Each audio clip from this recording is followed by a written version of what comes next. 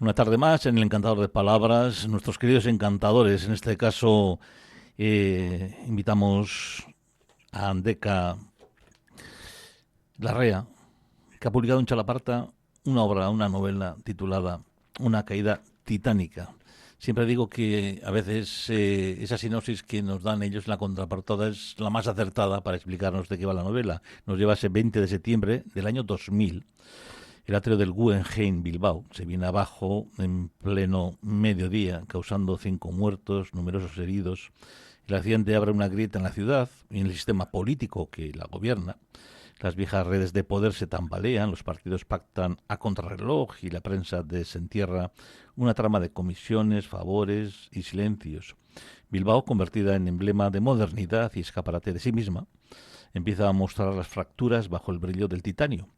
Mientras la ciudad intenta sostener su relato de éxito, Alberto Asaldegui, que es editor y escritor, asiste al derrumbe de su propio mundo interior, atrapado entre la culpa, la ambición y el hastío moral. Una caída titánica nos dice que retrata la corrupción institucional y la desintegración personal y ofrece una mirada incisiva al lado oculto de la marca ciudad y a la cultura convertida en espectáculo. Handeka Larrea, arratsaldeon eta mila esker gurekin egotearren.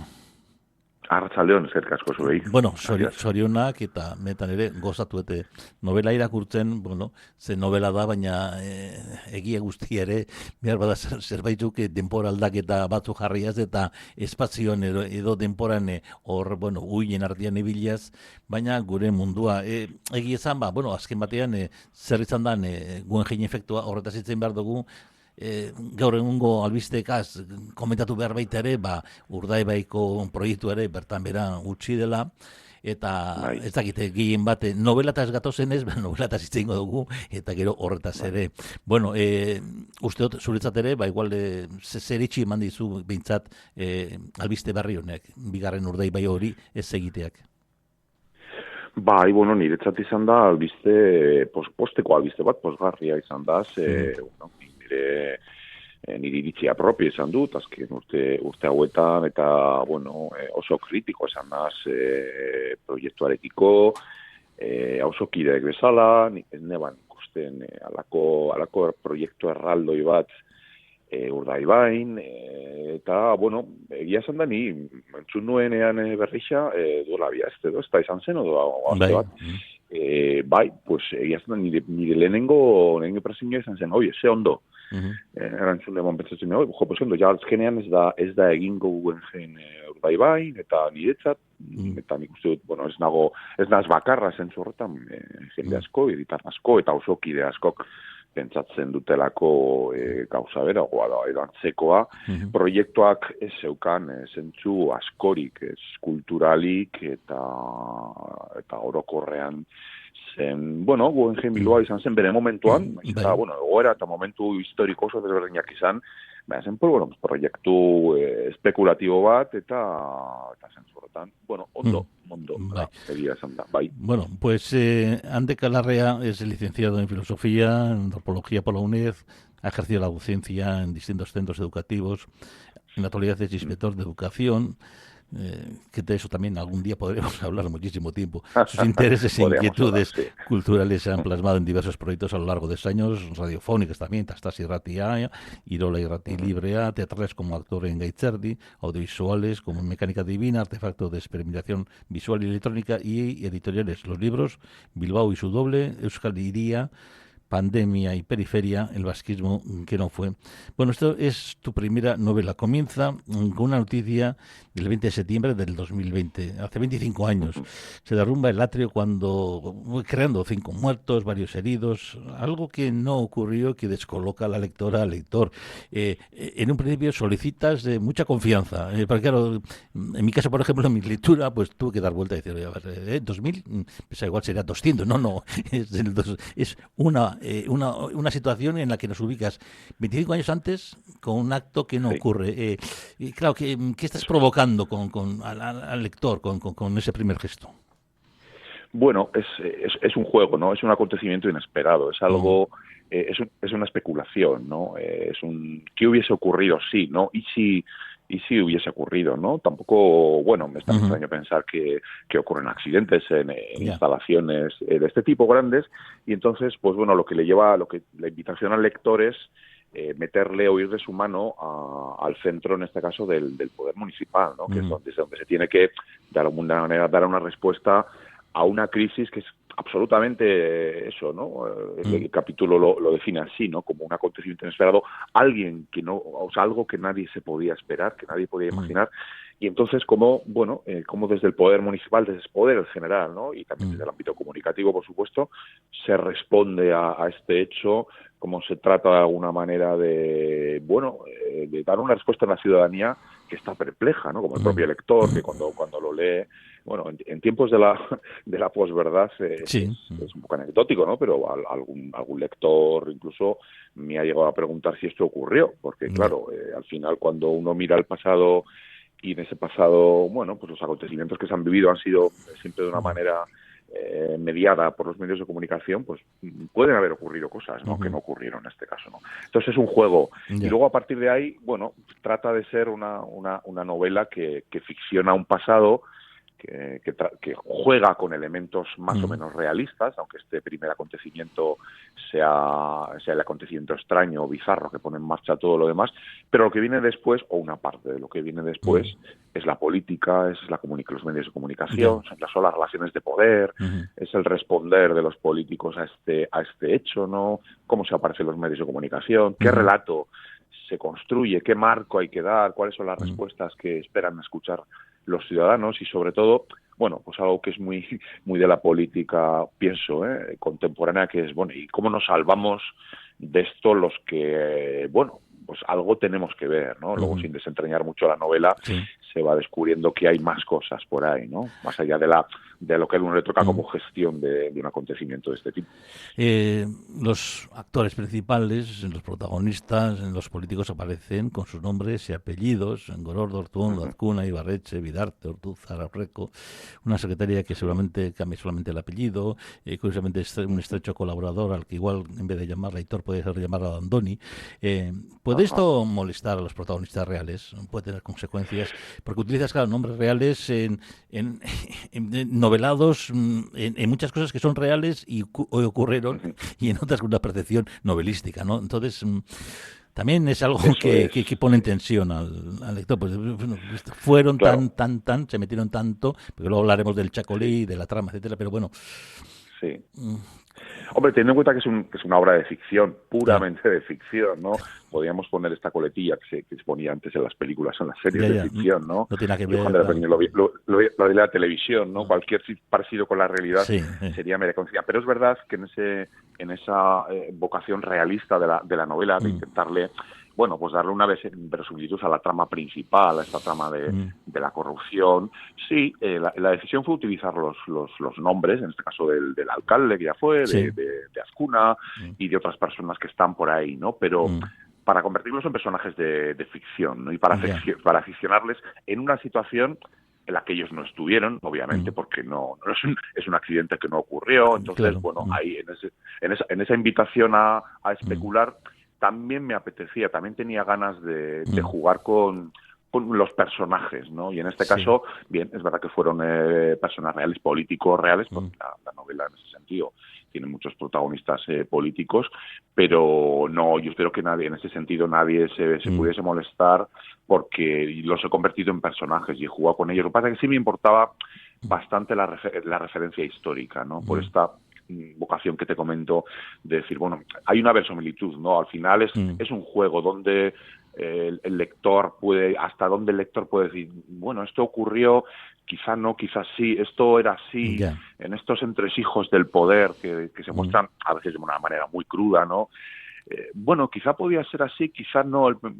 Puede ser una invitación a que el lector se pierda y diga, pues esto igual se trataba así, de esta manera, con esta mm, crudeza, aunque sé que no, el punto de arranque es una mentirijilla, es una ya, cosa, un invento del escritor. Sin embargo, no, quizá era así, ¿no? Cuando nadie, la ciudadanía en general, pues no ha asistido a una situación de este tipo, un mm, gabinete de crisis, a las relaciones entre pues políticos y mm, profesionales de la comunicación, Entonces, bueno, ahí sí que, pero en cualquier caso yo espero que no, porque bueno, luego también hay una vocación humorística de la novela, tiene un contenido humorístico Sí, sí. y no pretende ser ni un juicio, ni muchísimo menos, ni un juicio moral hacia esos personajes que fueron personas o que son personas reales, ni muchísimo menos, ¿no? Sino simplemente el convertirles en jugadores de ese juego en el que ellos están inmiscuidos.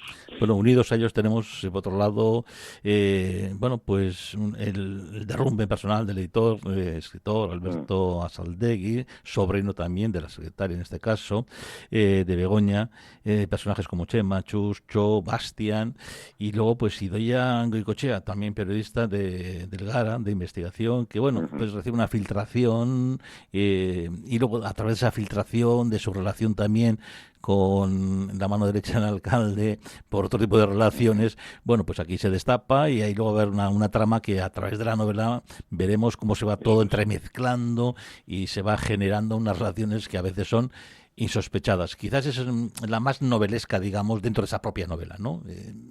Sí, esas en esa otra trama, sí, eso es. Sí, de relaciones humanas ya, digamos, de los personajes que no son personajes con nombre propio, como hablábamos antes, ¿no? De los políticos y de los poderosos, pero que en una ciudad relativamente pequeña como Bilbao, como es la nuestra, como Bilbao, ¿no? Bueno, pues se producen ese tipo de relaciones, ¿no? Tampoco me parecía algo muy realista, ¿no? Pues que la jefa del gabinete o la mano derecha del alcalde pues tenga un sobrino que es un escritor, editor, fracasado, que intenta hacer una carrera, no acaba de arrancarla exactamente, ¿no? Y esa relación existe. Y luego a partir de otras relaciones que se van estableciendo, ¿no? Bueno, pues aparece en el personaje de la periodista de investigación, que es la que poco a poco va levantando esa trama de corrupción, a veces casi por casualidad, ¿no? Y otras relaciones personales en las que, bueno, pues la ciudad se toca, ¿no? Es decir, quienes detentan y actúan en el ámbito del poder en su sentido amplio y quienes viven vidas, vamos a decirlas, un poco más anónimas, ¿no? Como el caso del editor o el caso del tabernero o el amigo o los amigos del editor, Chus, con el propio otro poeta fracasado, ¿no? También, sí. Otro más de los fracasos dentro de la novela. Bueno, se tocan de alguna manera con los poderosos, ¿no? Y cuando, bueno, se va levantando un poco esa trama corrupta o ese plan urdido por ese personaje que está de alguna manera en la sombra, ¿no? Que es el personaje de Joseba Chiquia, el intrigante, cuyo apodo pues más o menos insinúa su vocación de, bueno, pues se va levantando poco a poco, se va desvelando esa verdad oculta y al mismo tiempo que se va viendo que a nivel político qué ocurre, ¿no? Que, o sea, el punto de partida de la novela es ese accidente en el Guggenheim que va teniendo unas consecuencias y a medida que, bueno, pues este caso de corrupción pues va saliendo poco a poco gracias a la periodista y al trabajo de la periodista con algo de ayudas, digámoslo así, pues va teniendo unas consecuencias políticas y en esta otra trama, ¿no? Era, bueno, una voluntad de que las dos ciudades, por decirlo de alguna manera, esas dos tramas vayan en paralelo, ¿no? Pero relacionando unos personajes con otros, porque, como digo, pues en una ciudad pequeña puede ocurrir que, en fin, pues el hijo o el sobrino de alguien que está en el poder, ¿no? Pues sea una persona que no tiene nada que ver, y además cuya vida, pues podríamos incluso denominar fracasada o que tiene unas vocaciones que no acaba de cumplir y que cuando, bueno, pues una situación, una trama de este tipo, una trama corrupta se pone en marcha, juega un papel porque tiene pues ánimos o deseos de venganza o porque tiene una frustración que no es capaz de combatir y decide participar en ese juego, en esa venganza. Estamos con Una caída titánica, que es el título de la obra de Andeca Larrea, publicado en Chalaparta. Vamos con un fragmento que dice así. Otra, la aldaba de la casa familiar primigenia, de donde todo vino, también el cuerpo, el del muchacho que fui y el del hombre que seré, en el barrio de las abuelas, aquel lugar dominado por el río salvaje en cuyas laderas habían hecho los hombres y las mujeres la primera mina del Bilbao de hierro. Con todo el esfuerzo de sus cuerpos y los sueños de los miles que llegaron durante antaño, solo vivían unas pocas familias que trabajaban en la fábrica de Barbier. o en la pequeña empresa de textiles que había al final de la única calle que podía llevar un hombre. Pienso en la alegría de la aldaba de las abuelas, en la sonrisa iluminada que abría aquella puertita cada vez que el muchacho la hacía sonar por capricho, porque ya había timbre para escuchar la regañina fingida y recibir el beso diario al regreso de la escuela y el monedero de cuero y la lista, solo cantada, de los recados que había que hacer donde Juanita, de parte de Laura, que ya sabe ella lo que tiene que dar. Un ritual repetido cada jornada y que era el colmo de la felicidad, entonces no sabida, en un mundo habitado por tan pocas cosas que eran todas importantes y verdaderas, como el beso, Juanita, la aldaba y las tripas de anchoas que sacaba mecánicamente la tendera mientras te sonreía. Ella también, porque ¿quién no va a sonreír al niño que baja todos los días a hacer los recados para mamá? Estamos abocados al olvido de lo vivido, de lo que fue, y muchos que no las conocerán, esas aldabas. El malestar, la voz, esa voz que también subrayas en la novela. Sí.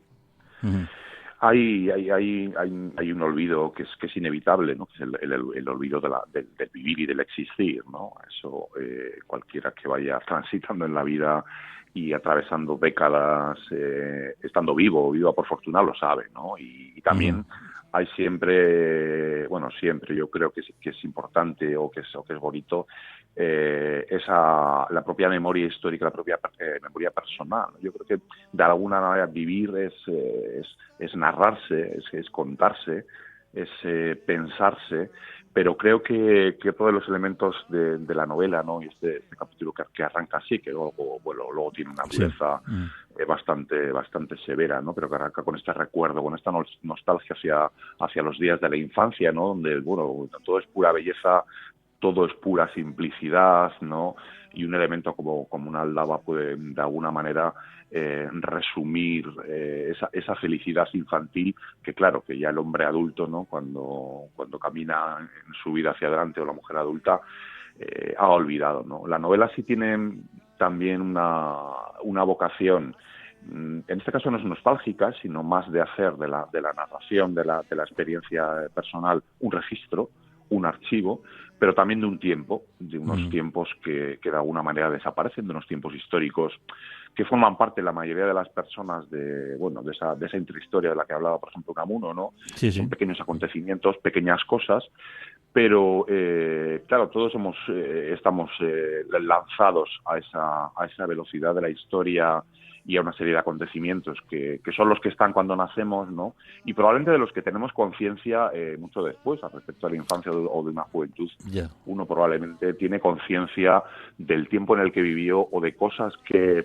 podían no tener importancia, como en este caso la vida familiar, al mismo tiempo que estaba viviendo, casi sin saberlo, pues la transformación de ese lugar, y la desaparición de ese lugar y de esos lugares, ¿no? La novela, hay una cierta reivindicación de un Bilbao, tiene un pequeño flashback, tiene un momento que es a los años 90, 80, 90, ¿no?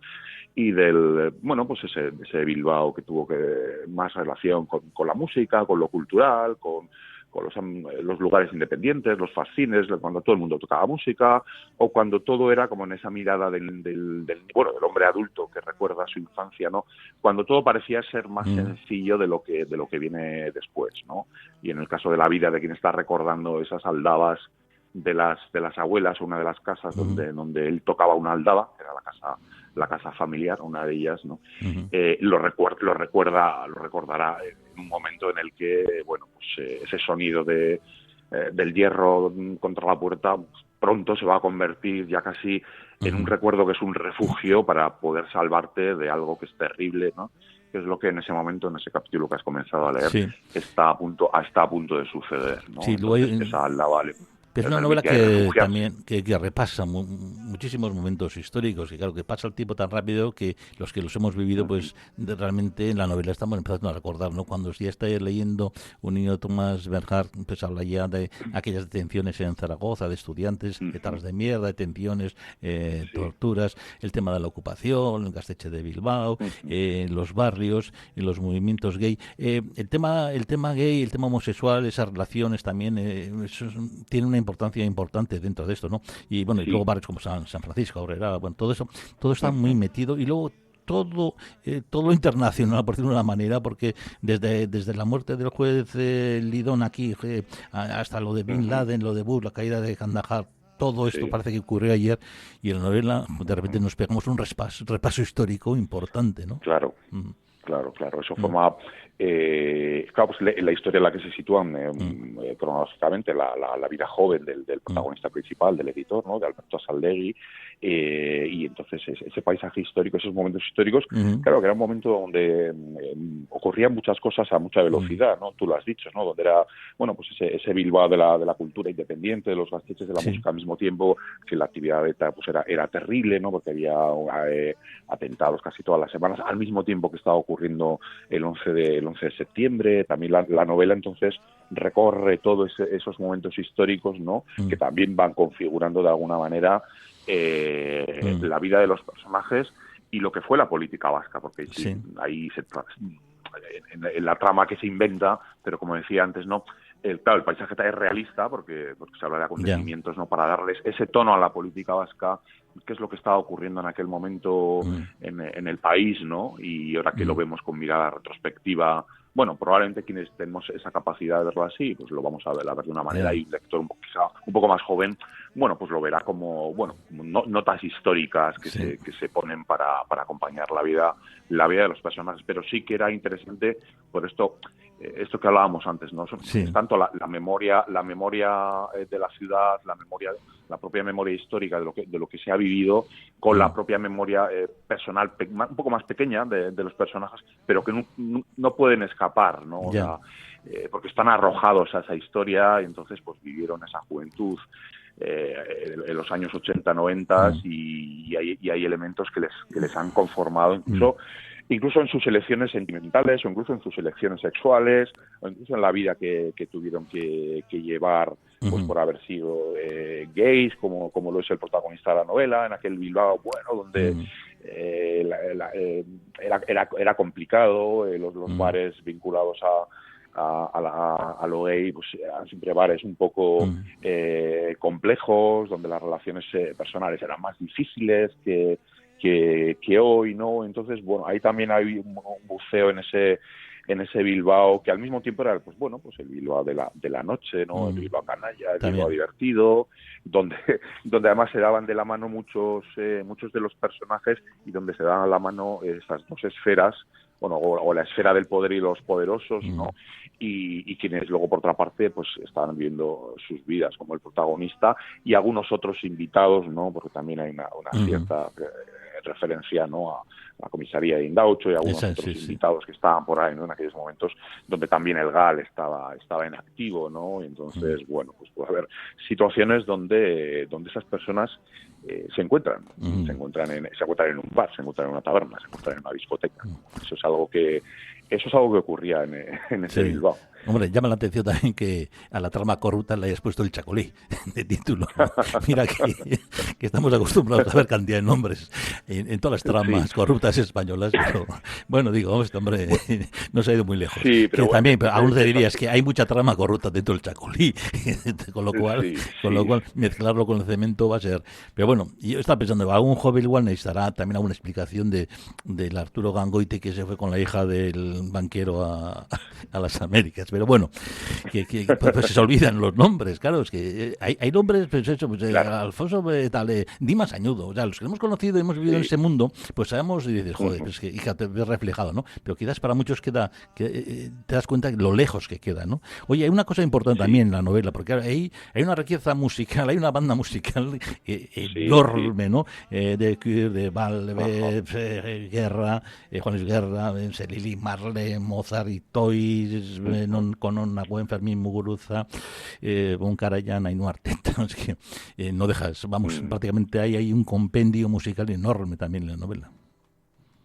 Sí, puedes decir que tiene una banda sonora original. Sí, total, sí, total, sí. Eso es, porque va acompañando en casi todos los capítulos, ¿no? Pues las vicisitudes de los personajes que escuchan música, en algunos casos porque están en bares, ¿no? Que lo que hablábamos antes, ese virtual de los bares, ¿no? O porque están en su casa y se ponen una música, porque hay una cinta, porque hay un disco que un amigo trajo de Berlín, ¿no? Bueno, eso también ha formado parte de mi propia experiencia personal y me ha acompañado a lo largo de la vida el hecho de escuchar música, no solo por el placer de que, bueno, pues no te guste más un grupo u otro, ¿no? Sino también, pues como a veces en el acompañamiento del proceso de la escritura, ¿no? No solo en esta obra, sino antes también, ¿no? Para pensar, para crear, yo creo que la música es una compañera imprescindible, pero luego además el haber tenido la suerte por la generación en la que yo he vivido, pues haber podido estar en muchos conciertos de mucha música en directo y sobre todo bastante variada, ¿no? Es decir, haber tenido la oportunidad de ir a la ópera en el Euskalduna al mismo tiempo que escuchabas en un Gaztetxe grupos del rock o del punky vasco y luego ya, bueno, pues tu formación musical, tu educación musical te ha llevado a ir comprando música y vinilos. Yo creo que sí, les acompaña a ellos y luego hay un elemento que tiene pues, relacionado con las letras, algunas se mencionan y tal.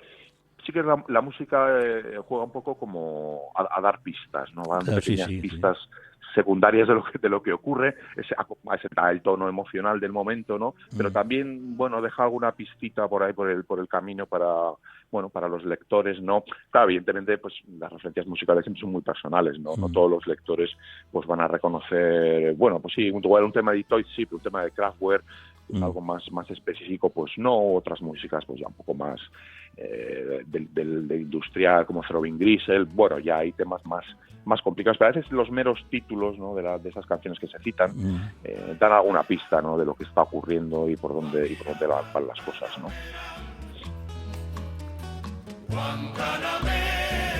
Esta la cantan abuelos, hijos, nietos. Sí. y todos, como decías, pues con no Nahuen. Y que es la gran pregunta de todos, de todos los personajes, no Nahuen.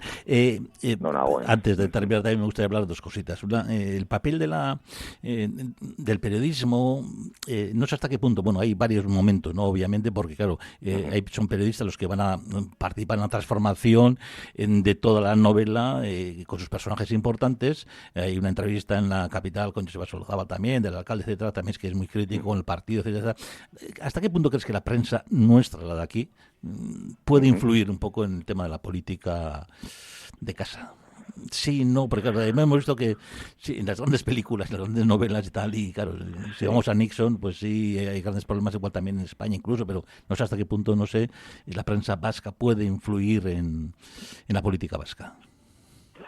Hombre, un margen yo sigo pensando y quiero seguir pensando porque creo en la democracia, creo en la importancia de la prensa como un poder. Quiero seguir pensando que hay una capacidad de influencia, ¿no? y que gracias a la prensa y a la pluralidad en la prensa y en los medios de comunicación, bueno, pues el ámbito de lo político y quienes están en lo político al menos tienen un cierto control o una cierta, vamos a decir, preocupación al respecto de que la prensa pueda señalar y pueda descubrir, ¿no? Nuestra historia reciente, bueno, pues apunta en ese sentido. Lo que pasa es que tampoco hay que ser ingenuos, ¿no? Porque, bueno, luego sabemos que la prensa hoy en día, bueno, pues forma también grande conglomerados mediáticos, tiene sus intereses, tiene sus relaciones con los grupos de poder, con las organizaciones políticas, los partidos, los gobiernos, etcétera, etcétera, y quizá a veces pueda dar la impresión, desde un punto de vista de ciudadano de a pie o de calle, que bueno, que sí que acompaña un poco al poder o señala en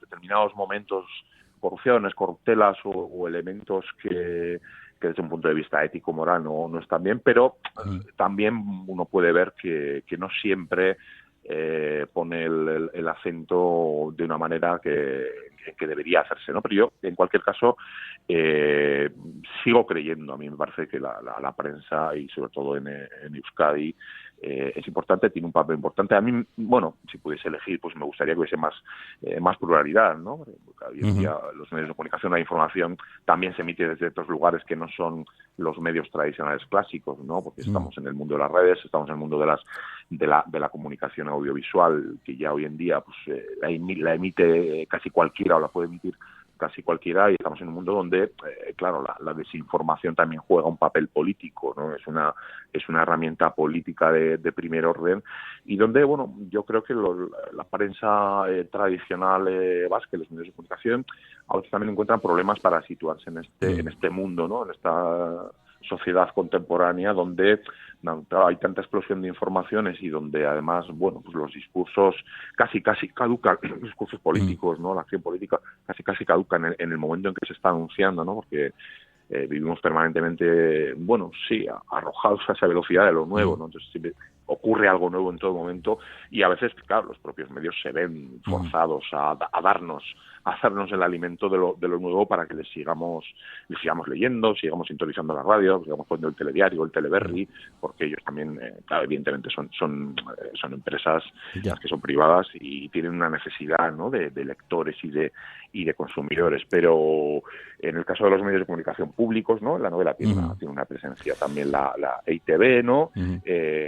Yo creo que hay que seguir, bueno, pues defendiéndolos, apostando por ellos y como ciudadanos haciéndolos nuestros. Me parece muy importante. Bueno, pues una caída titánica. Yo te quiero agradecer más personalmente pues la aparición de 3 personajes en la novela como grandes amigos míos personales, como era mi querido Ramón Zomolave, Juan Zárate y Félix, con los que he compartido horas y horas, y obviamente, y luego pues que también tengo, pues no sé si la suerte o la desgracia de haber sido portavoz de Tiberio durante muchos años, como portavoz de Charriduna, con lo cual he paseado muchas veces a Tiberio, y bueno, pues que también te encuentras en la novela con tu historia, ¿no? Y los que tenemos ya muchos años, pues obviamente, pues reconocemos muchos personajes, muchas historias, y todas esas historias que se narran a través de la novela y de los personajes principales de la novela, pues hemos tenido la suerte de conocerlos y vivirlos. Hay que decir que Andeka Larrea es el autor, Una caída titánica, el título está publicado en Chalaparta, y que lo compren, lo lean y gocen de esta magnífica novela, y obviamente que nos hace pensar, reflexionar y tener un espíritu crítico, que es lo que realmente queremos también aquí en El Encantador de Palabras. Andeka, eskerrik asko gurekin izatearren, eta mentan ere gozatu dulako zure laberri honegaz. Beti arte. Mila esker.